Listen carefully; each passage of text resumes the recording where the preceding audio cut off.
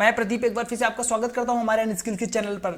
आज हम आपके लिए एक्सेल का पार्ट 2 लेकर आए हैं, जिसमें हम एक्सेल का इंटरफेस को समझने की कोशिश करेंगे और एक एक ऑप्शंस को देखेंगे कि इसका यूज किस लिए होता है और उसके बारे में, क्योंकि ये वीडियो आपके लिए बहुत ही हेल्पफुल हो सकता है।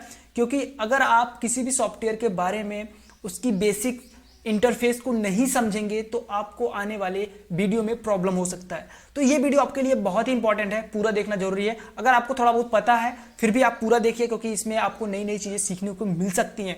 फिलहाल हम सबसे पहले एमएस एक्सेल को स्टार्ट कर देते हैं।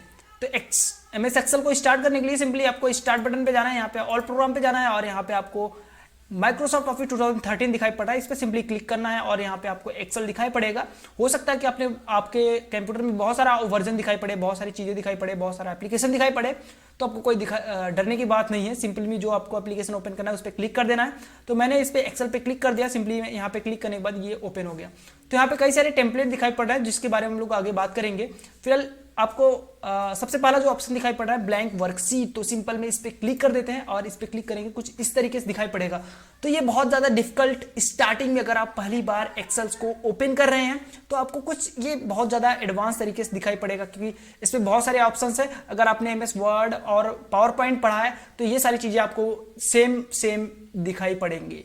सबसे पहले हम इसके इंटरफेस को समझ लेते हैं कि इसके इंटरफेस मतलब कि इसके जो एमएस एक्सेल में जितने सारे कंपोनेंट है वो कौन कौन से कंपोनेंट्स है और उनका नाम क्या है और यूज क्या है। सबसे पहला जो ऑप्शन है यहाँ पे सबसे पहला जो ऑप्शन है यहाँ पे आपको दिखाई पड़ जाता है टाइटल बार। तो टाइटल बार को मैं सिलेक्ट कर लेता हूँ, Ctrl+Shift+T।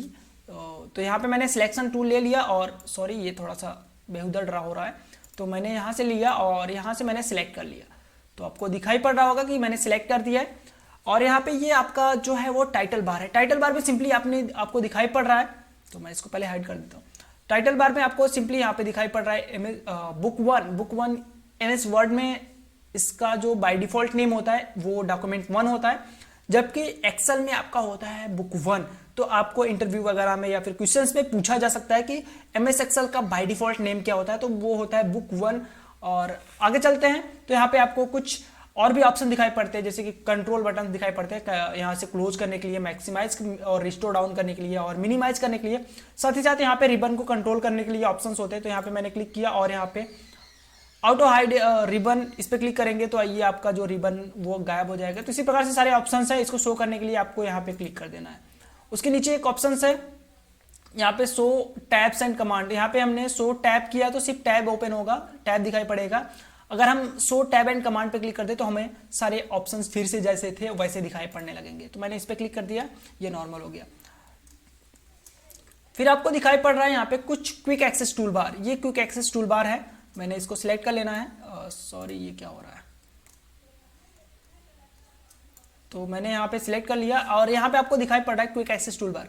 तो ये आपका एमएस एक्सेल का लोगो है और फिलहाल इसके बगल में सेव का एक बटन है, जिसपे हम लोग क्लिक करके अपने डॉक्यूमेंट को सेव कर सकते हैं। और साथ ही साथ यहाँ पे आपको अंडू और रीडू का ऑप्शन दिखाई पड़ रहा था, जैसे कि मैंने यहाँ पे कुछ लिखा और यहाँ पे ये एक्टिवेट हो गया। यहाँ से करेंगे तो ये बैक हो जाएगा और यहाँ पे अंडू हो जाएगा, इससे रीडू, और यहाँ से अंडू हो जाएगा। तो आई होप कि ये समझ में आ गया होगा। और साथ ही साथ यहाँ पे आपको एक और बटन दिखाई पड़ रहा है जिसका नाम है customize quick access tool bar. तो यहाँ पे हम क्लिक करते हैं तो यहाँ पे बहुत सारे टूल बार हमें क्विक एक्सेस टूल बार में जोड़ने के लिए ऑप्शन दिखाई पड़ जाते हैं। जैसे कि मैं यहाँ पे अगर प्रिंट करने के लिए कर दूँ क्विक प्रिंट, तो यहाँ पे आपको शो होना दिखाई पड़ेगा।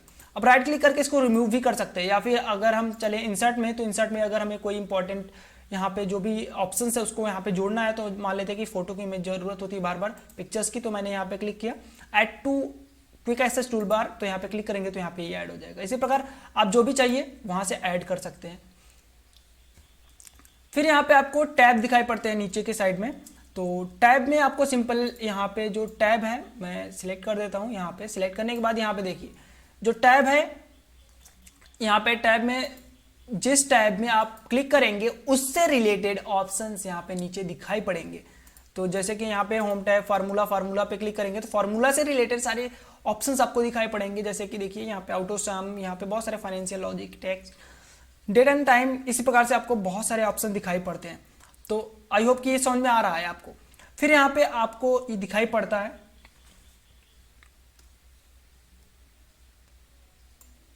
फिर आपको यहाँ पे रिबन दिखाई पड़ता है, तो रिबन में आपको जिस टैब पे क्लिक करेंगे उसी से रिलेटेड यहाँ पे सारे ऑप्शंस दिखाई पड़ेंगे। जैसे होम पे क्लिक किया तो होम से रिलेटेड सारे ऑप्शन दिखाई पड़ते हैं रिबन में।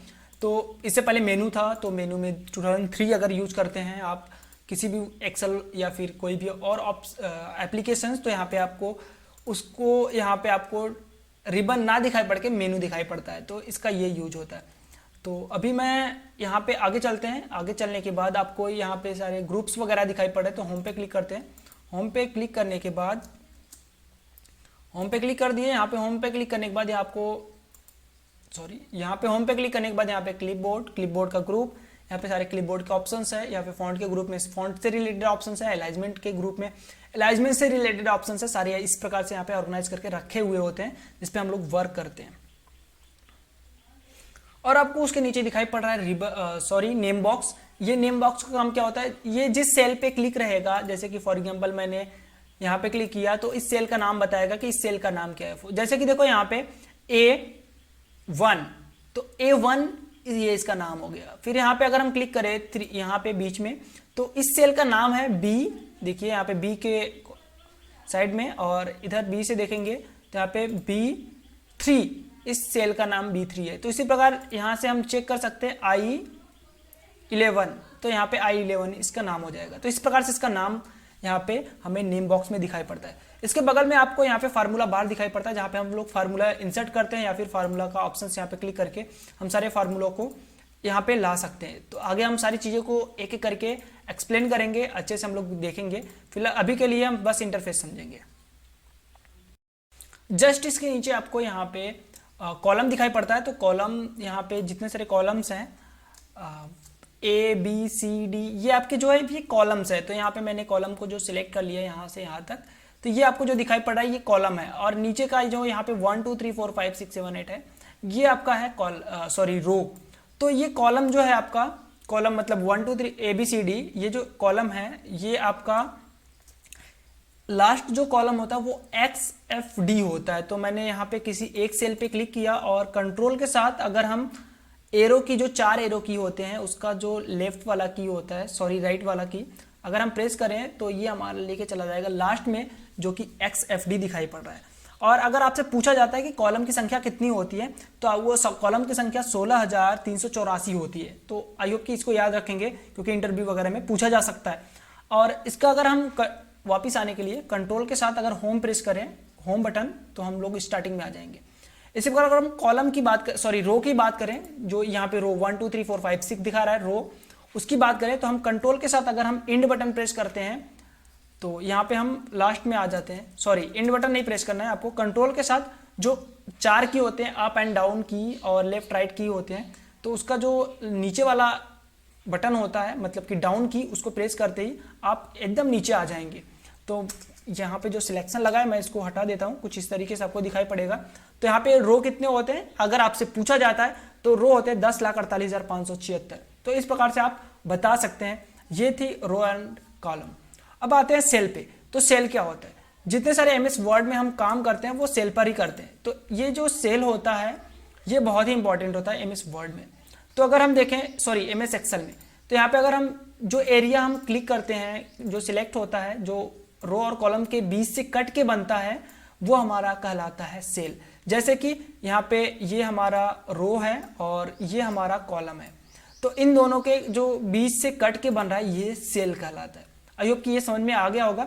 और जब भी हम कोई भी काम करते हैं, किसी भी वर्कशीट पे काम करते हैं, तो हमें सेल पर ही काम करना होता है। तो सेल हम लोग यहाँ पे सिलेक्ट करते हैं और यहाँ पे हम लोग उस पर काम करते हैं।